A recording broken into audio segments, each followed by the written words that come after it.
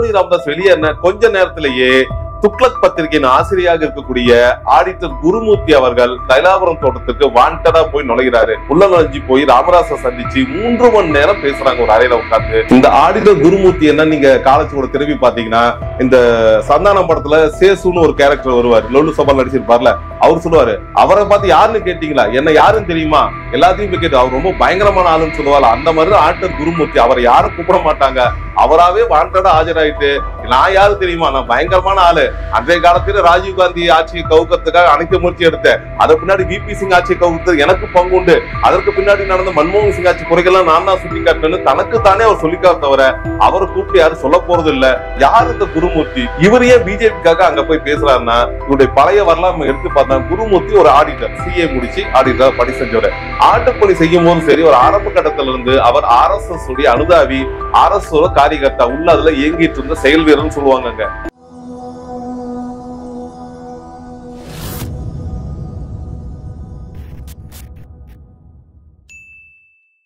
துக்ளக் பத்திரிகை ஆசிரியர் குருமூர்த்தி டாக்டர் ராமதாஸை சென்று சந்தித்தார். இதுதான் இன்னைக்கு பரபரப்பா போயிட்டு இருக்குது. ஏன்னா நமக்கு ஏற்கனவே தெரியும், கடந்த ஒரு 2 வார காலமாக பாமக மெயின் ஸ்ட்ரீம்ல அப்பப்ப வந்து போயிட்டு இருக்கு. என்ன காரணம்னு பார்த்தா பாமக செயல்பாடுகள் கொஞ்சம் சரியில்லை, பாமகவோட செயல்பாட்டுக்கு தலைவரா இருக்கக்கூடிய அந்த கட்சியின் தலைவராக தற்போது பொதுக்குழுவால் அங்கீகரிக்கப்பட்ட அன்புமணி ராமதாஸ் செயல்பாடுகள் முழுமையாக இல்லை, அதனாலதான் கட்சி பின்னடைவு சந்திச்சிருக்கு, அதனால இந்த தலைமை பதவியை நானே எடுத்துக்கிறேன், அதே போல என்னுடைய தலைமைக்கு கட்டுப்படாதவர்களை கட்சியை விட்டு நீக்கிறேன் அப்படின்னு ஒரு அறிக்கையை டாக்டர் ராமதாஸ் கடந்த 29ஆம் வெளியிடுறாரு.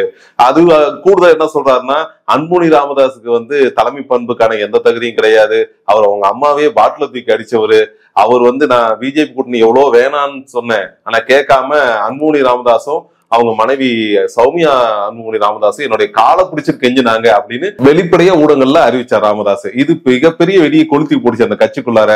அப்பயே கட்சிக்குள்ளார யாரெல்லாம் ராமதாஸ் பக்கம், யாரெல்லாம் அன்புமணி ராமதாஸ் பக்கம்னு மிகப்பெரிய விவாதம் இருந்துச்சு. இது நடந்த அடுத்த நாள் அன்புமணி ராமதாஸ் ஒரு பொதுக்குழு கூட்டுறாரு. அந்த பொதுக்குழு கூட்டி என்னங்கிறாருன்னா, இது ஒரு ஜனநாயக கட்சி, பதிவு செய்யப்பட்ட கட்சி, அதனால பொதுக்குழுவுக்கு அதிகாரம், பொதுக்குழுவால் தேர்ந்தெடுக்கப்பட்ட நான் தான் கட்சி தலைவர், டாக்டர் ராமதாஸ் அவர்கள் எங்கள் வழிகாட்டி, அவர் நிறுவன தலைவர், அவருக்கு அதிகாரம்லாம் கிடையாது, அவர் ஒரு டம்மி போஸ்ட் அப்படின்னு சொல்லி முடிச்சாரு.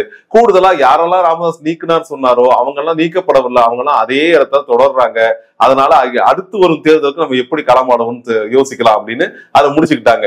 இந்த சூழல் பரபரப்பா போயிட்டு இருக்கப்ப, மாத்தி குற்றச்சாட்டு நடந்திருக்கப்ப சமாதானப்படுத்துறதுக்கு பல பேர் முயற்சி பண்றாங்க. அதுல ஒருத்தர் பேராசிரியர் தீரன் ஏற்கனவே வன்னியர் சங்கத்துல இருந்தவர், இன்னும் வன்னியர் சங்கத்துல நிர்வாகியா இருக்கக்கூடியவர் தான். அவர் பாமக கொஞ்ச நாள் பயணம் செஞ்சு வெளியே வந்தாரு, பின்னாடி பல்வேறு அமைப்புகள்ல பயணம் செஞ்சுட்டு பாமக ஆதரவாளர் நீடிக்கிறார். அவரு போய் டாக்டர் ராமதாஸ் சந்திச்சு என்ன சொல்றாருன்னா, நீங்க கொஞ்சம் விட்டு கொடுத்துட்டு போலாங்கிறாரு. அதே போல பாமகவுடைய கௌரவ தலைவரா இருக்கக்கூடிய கோகா மணி, அவர் தான் தலைவர் சொல்லுவாங்க, அப்ப கோகா மணி அவரும் முயற்சி பண்ணிட்டு அவரு என்ன சொல்றதுனே தெரியல அப்படின்னு ஒரு முடிவுக்கு வராரு. கூடுதலா பாத்தீங்கன்னா கடைசி என்னாகுன்னா, ஒரு 2 நாளைக்கு முன்னாடி தமிழக வாழ்வுரிமை கட்சி வேல்முருகன் இருக்காருல்ல, அவருடைய அண்ணன், தமிழக வாழ்வுரிமை கட்சியே பாமக பிரிஞ்சு வந்த வேல்முருகன் தனியா அந்த கட்சியை துவங்குறாரு. அவருடைய அண்ணனா இருக்கக்கூடிய திருமால் வளவன், இது அனைவருக்கும் தமிழ் தேசிய அமைப்புகளுக்கு தெரிஞ்ச பேர் தான். அந்த திருமால் வளவன் என்ன பண்றாருன்னா, அவராகவே தைலாபுரம் தோட்டத்துக்கு கிளம்பி போய் டாக்டர் ராமதாஸ் கூட ஒரு மணி நேரம் சந்திப்பு நடத்துறாரு.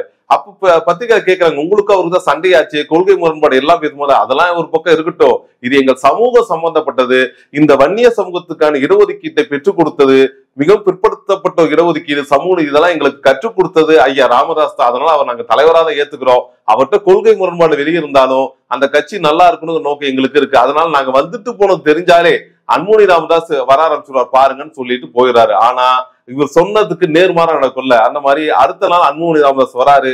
ஒரு 45 நிமிடம் ராமதாஸ் பேசிட்டு போனதா சொல்றாங்க. ஆனா அவர் உள்ள போய் வீட்டுக்கு ராமதாஸ் சந்திச்சாரா என்னங்கிறத பத்தி ராமதாஸும் சொல்ல கிடையாது, அன்புமணி ராமதாஸும் சொல்ல கிடையாது. அதே நேரம் அன்புமணி ராமதாஸ் வெளியேறின கொஞ்ச நேரத்திலேயே துக்ளக் பத்திரிகையின் ஆசிரியராக இருக்கக்கூடிய ஆடிட்டர் குருமூர்த்தி அவர்கள் கூட சைதை துரைசாமி, அவர் அதிமுகவுல முன்னாடி மேயரா இருந்தவர், இன்னும் அதிமுகவுல உறுப்பினர் இருக்கக்கூடியவர் தான், சைதை துரைசாமி அழைத்துக் கொண்டு தைலாபுரம் தோட்டத்துக்கு வாண்டடா போய் நுழைகிறாரு. உள்ள நுழைஞ்சு போய் ராமதாஸை சந்திச்சு 3 மணி நேரம் பேசுறாங்க ஒரு அறையில உட்கார்ந்து. என்ன பேசினாங்க ஏது பேசினாங்கன்னு 2 தரப்பும், ராமதாஸ் தரப்பு நமக்கு சொல்ல, குருமூர்த்தி தரப்பும் சொல்ல. ஆனா நம்ம தகுந்த வட்டாரங்கள் சொல்லுவோம்ல, கூட இருக்கிறவங்க, இல்ல அதுக்கு கூட அந்த பேச்சுவார்த்தை என்ன நடக்குன்னு முன்னாடி யூகிச்சிருந்தவங்க, அந்த கட்சியோட சில நிர்வாகிகள், இவங்க எல்லாம் சில தகவல் கசிய விட்டுருக்காங்க. அதன்படி ஆடிட்டர் குருமூர்த்தி எதற்கு ராமதாஸ் சந்திச்சாருன்னா, ஏற்கனவே பிஜேபி பிளஸ் அதிமுக கூட்டணி தயாராயிடுச்சு.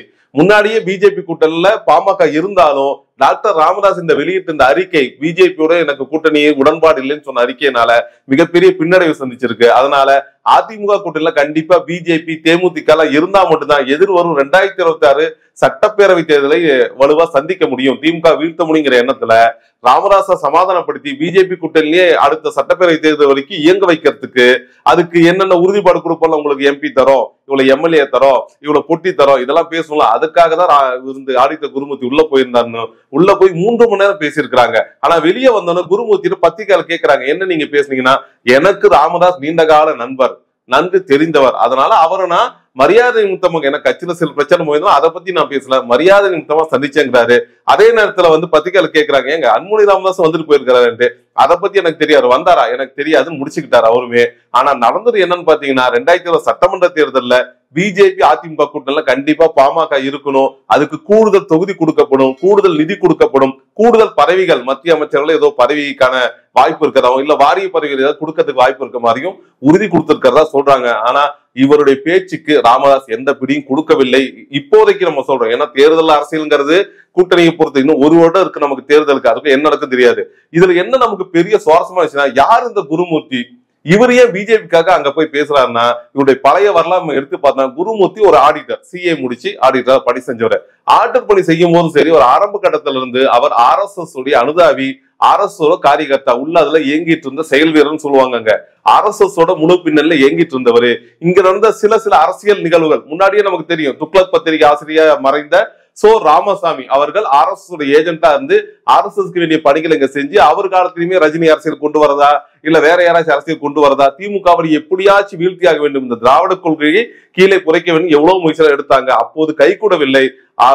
ஒரு கட்டத்துல சோ ராமசாமி மறைந்த பிறகு துக்ளக் ஆசிரியங்கிற பதவியை ஆடிட்டர் குருமூர்த்தி கையில எடுத்துக்கிறாரு. ஆடிட்டர் குருமூர்த்தி இதுக்கு முன்னாடி இந்தியன் எக்ஸ்பிரஸ், இந்தியா டுடே போனதுல பொருளாதார கட்டுரைகள் எழுதியிருக்கிறாரு.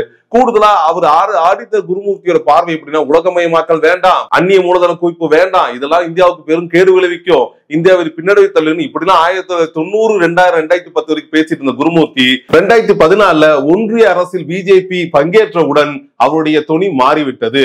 அதற்கு முன்பு எதையெல்லாம் தேசியவாதம், எதெல்லாம் சுதேசி என்று பேசிக் கொண்டாரோ அதெல்லாம் கொஞ்சம் மட்டுப்படுத்திட்டு, இல்ல இந்த 2014 இப்போ வரைக்கும் நடந்துட்டு இருக்கிற இந்த மோடியோட ஆட்சிங்கிறது பொருளாதார வளப்பெற்று இருக்கு, அந்நிய மூலதனம் எவ்வளவுதான் குவிக்கப்பட்டாலும் கூட நம்ம இந்தியாவோட பார்வை காக்கப்படும் கட்டுரையில் மாற்றி எழுத ஆரம்பிச்சார். இதுதான் அவருடைய வரலாறு. பொதுவாகவே எங்கெல்லாம் அதிகாரம் கை கொள்ளுதோ அங்கெல்லாம் கைப்பற்றதோ பார்ப்பனியத்தோட கலை.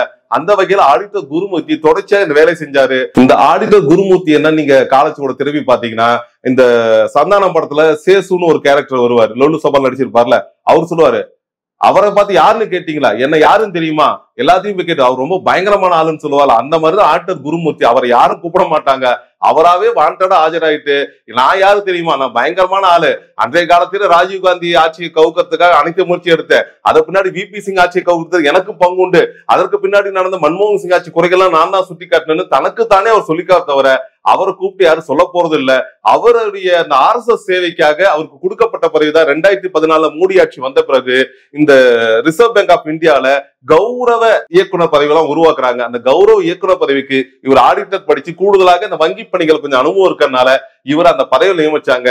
அந்த பதவியை வச்சுக்கிட்டு ஊரா போய் இந்த மாதிரி RSS பிஜேபி கூட்டணிக்கு ஆள் பிடிக்கிறது, அதுக்கான கட்டமைச்சாய் செய்யறதுதான் ஆடிட்டர் குருமூர்த்தியோட முழு நேர பணி. 2016 தேர்தல்ல அதிமுக வென்றுது. அப்ப கூட பிஜேபி அவங்க சேர்த்துக்கலாம், நம்ம ரொம்ப தெளிவா. ஜெயலலிதா உயிரோடு இருந்த வரைக்கும் அதிமுகவில் பிஜேபி இணைய முடியவில்லை. பிஜேபி அவங்க பேச்சுவார்த்தை கூட கூப்பிடல, ஆடிட்டர் குருமூர்த்தியை சந்திக்கல. என்னதான் சோ ராமசாமியை ஜெயலலிதா ஏற்றுக்கொண்டிருந்தாலும் அந்த அளவுக்கு ஆடிட்டர் குருமூர்த்தி அவர் மதிக்கல, அவர் பெருசா சந்திக்கலாம் இல்ல, அவர் ஒரு மரியாதை நிமித்தம் வச்சிருந்தாரு. ஆனா அம்மையா ஜெயலலிதா மறைந்த பிறகு அந்த வெற்றிடம் வாங்கல, அந்த வெற்றிடத்தை எப்படி பயன்படுத்தலான்ட்டு ஆடிட்டர் குருமூர்த்தி எல்லாம் யோசிச்சாங்க. சோ ராமசாமி உடல்நிலை மோசமா இருந்தார், அவரால் எதுவும் செய்ய முடியாது. அந்த நேரத்தில் ஆடிட்டர் குருமூர்த்தி என்ன பண்றாருன்னா, அதிமுகவில் பிளவை உண்டாக்குறாங்க. ஒரு பக்கம் ஓபிஎஸ் அணி, இன்னொரு பக்கம் சசிகலா அணி, அப்படி ரெண்டா உடையுது. கூடுதல் டிடிவி தினகரன் ஒரு பக்கம் முரண்டு பிடிக்கிறாரு. சசிகலா சிறைக்கு செல்ல நேர்ந்த உடனே அணிகள் மூணா உடையுது. ஒரு பக்கம் ஓபிஎஸ், இன்னொரு பக்கம் இபிஎஸ், இன்னொரு பக்கம் டிடிவி மூணா பிரியுது. இதுல என்ன ஆச்சரியம்னா, இந்த 3 அணியும் தெரிந்தோ தெரியாமல RSS பிஜேபி உடைய கயிற்றுக்கு ஆளும் பொம்மைகளாக தான் இங்க எங்கிட்டு இருந்தாங்க. இவங்க தனித்தனியா ஒரு கட்சின்னு சொல்லிக்கிட்டா கூட அத்தனை பேரும் பிஜேபியோட கூட்டணி. RSS என்ன செய்யணும், மத்திய அரசு என்ன திட்டங்கள் அறிவிக்குதோ அதை முழுசா முழுசா ஏத்துக்கிற மனப்பாங்குல ஒருத்தர் மாற்றி ஒருத்தர் புகழ் பாடி RSS பின்னாடியே பயணிச்சாங்க. அந்த வகையில குருமூர்த்தி கொஞ்சம் வெளிச்சத்துக்கு வந்தாரு. கூடுதலா அவர் என்ன சொல்லிட்டாரு குருமூர்த்தி ஒரு கடத்துல, அதிமுகல இன்னைக்கு இருந்த EPS OPS 2 பேரையும் ஆண்மையற்றவர்கள், அவர்களுக்கு செயலுத்திலாம் ஒண்ணும் தெரியாது அப்படின்னு அறிவிக்காது மிகப்பெரிய சிக்கல்லாம் உண்டாச்சு. ஆனா கால ஓட்டத்துல ஒரு 2-3 மாதத்துல இல்ல அந்த அர்த்தத்துல சொல்ல வழக்கம் போல RSSக்கே உரித்தான மன்னிப்புங்குவாங்களே அந்த மாதிரி ஒரு வார்த்தையை போட்டு அவர் அந்த பிரச்சனை முடிவு கட்டினாரு. அதே போல பின்னாடி TTV தினகரன் தான் சிறந்த தலைவர்னு ஒரு கருத்துக்களை வச்சாரு. அதற்கு பிறகு ரஜினி கண்டிப்பா அரசியலுக்கு வந்தே ஆகணும் அப்படின்னு 2021 முயற்சி எடுத்து என்னென்னவோ பண்ணி பாக்குறாரு. ஆனா ரஜினியுடைய உடல்நிலை அரசியலுக்கு ஒத்து வராதனால அவர் அரசியலுக்கு முழுக்க போட்டாரு. இப்படி எந்த வகையெல்லாம் திமுகக்கு எதிராக RSS சித்தாந்தம் பார்ப்பன சித்தாந்தம் கொண்டு வர வேண்டும் என்ற ஒட்டுமொத்த பேராபத்தின் விளைவுதான் இந்த குருமூர்த்தியோட செயல்பாடு. அந்த வகையில தற்போது ஏற்கனவே அதிமுகங்கிறது கிட்டத்தட்ட BJP அடக்கடைக்கு போயிடுச்சு. இன்னும் மீறி இருக்கிற கட்சிகள் யாராச்சும் வந்தா நல்லா இருக்குங்கிற கட்டத்துலதான் இன்னைக்கு பாமக நடக்கிற இந்த உட்கட்சி பூசல், அப்பா மகனுக்கு இடையே நடக்கிற இந்த அதிகார சண்டை இருக்குல்ல, இந்த அதிகார சண்டையில தனக்கான ஆதாயம் என்னங்கிற கேட்டு பெறதுக்காக தான் குருமூர்த்தி அங்க போயிருக்காரு. ஏன்னா குருமூர்த்தி நமக்கு நல்லா தெரியும், அன்புமணி BJP ஆதரவலா இருக்கறனால கண்டிப்பா குருமூர்த்தி அன்புமணிட்ட பேசாம ராமதாஸ் சந்திக்கு போயிருக்க மாட்டாரு. அதே போல நமது கணிப்படி குருமூர்த்தி போறதுக்கு முன்னாடியே ராமதாஸுக்கு தகவல் தெரிவிக்கப்பட்டிருக்கும். ராமதாசுடைய ஒப்புதலோட தான் குருமூர்த்தி வீட்டுக்குள் சென்று 3 மணி நேரம் பேச்சுவார்த்தை நடத்திருக்க முடியும். ராமதாஸ் ஒப்புதல், ஏன்னா சில பேர் சொல்றாங்க இல்லங்க அவர் சமூக நீதி, அவர் என்னன்னாலும் பெரியார் அம்பேத்கர் வச்சிருக்காரு, என்னன்னாலும் மார்க்ஸ் வச்சிருக்காரு, என்னதான் நீங்க பேசி இருந்தாலும் கூட ஒரு 3 மணி நேரம் தனியறையில் வந்து அமர்ந்து ஆலோசனை மேற்கொள்கிறார் என்ற ஒப்புதல் இல்லாம நடக்கவே நடக்காது. முரண்பாடுனா ஒரு 10 நிமிடத்துல அரை மணி நேரத்தை சண்டை போட்டு வெளியே வந்திருக்கலாம். ஆனா 3 மணி நேரம் பேசியிருக்காரு என்றால் கண்டிப்பாக டாக்டர் ராமதாஸ் அவர்கள் ஏதோ ஒரு மையப்புள்ளியில் ஏதோ ஒரு உந்து விசையால் BJPயை நோக்கி நகர்த்தப்பட்டு கொண்டிருக்கிறார். இருக்கிற காலம் சூழல், அவருடைய வயது கூட அது காரணமாக இருக்கலாம். இருந்தபோது கட்சியினுடைய பின்னடைவு, ஏன்னா பாமக இன்னைக்கு இருந்த ஒரே ஒரு MP அன்புமணி ராமதாஸ் தான், அது ராஜ்யசபா MP, அந்த பதவி இப்ப போயிடுச்சு ஜூனாரோட. இப்ப அடுத்த கட்டம் என்னன்னு தவிக்கிறவங்களுக்கு மத்திய அரசு ஏதாச்சும் பதவி வாங்கினு ஒரு கோரிக்கை இருக்குல்ல, அந்த கோரிக்கையின் வெளிப்பாட்டை பூர்த்தி செய்யப்படும் என்கிற உறுதிப்பாடை குருமூர்த்தி அழித்து விட்டு தான் அவரை சந்திக்கவே போயிருப்பாரு. அந்த வகையில நாம் எப்படிதான் அதை சித்தாந்தம் கொள்கை என்று பார்த்தாலும் தேர்தல் அரசியல் என்பது கூட்டணியின் வெற்றி தோல்வி, கிடைக்கக்கூடிய ஆதாயம் நட்டம், இதை ஒத்துதான் நகரும். இது பாமக ஒன்று புரிதல்ல, நாங்கள் இனி கூட்டணியே வைக்க மாட்டோம், எங்களை சவுக்கால் அடிங்கள் சொன்னவர் தான் டாக்டர் ராமதாஸ் அவர்கள். அதே போல விண்ணுள்ளவரை மண்ணுள்ளவரை இந்த கூட்டணியே கிடையாது, திராவிட கட்சிகளை ஏற்றுக்கொள்ளவே மாட்டேன் என்று சொல்லிவிட்டு ஒவ்வொரு தேர்தலும் ஏதோ ஒரு திராவிட கட்சிகளோடு இணைந்து பணித்தவர் தான் டாக்டர் ராமதாஸ். ஆகவே அவரிடத்தில் நாம் எந்த நேரமும் எதிர்பார்க்க வேண்டாம். பார்ப்பனையும் அதன் வேலையை எவ்வளவு வேகமாக செய்கிறதோ அவ்வளவு வேகமாக பாமக எப்படியும் BJP வசமாகும். அதுதான் நமக்கு கிடைச்சிருக்கிற கடைசி தகவல்.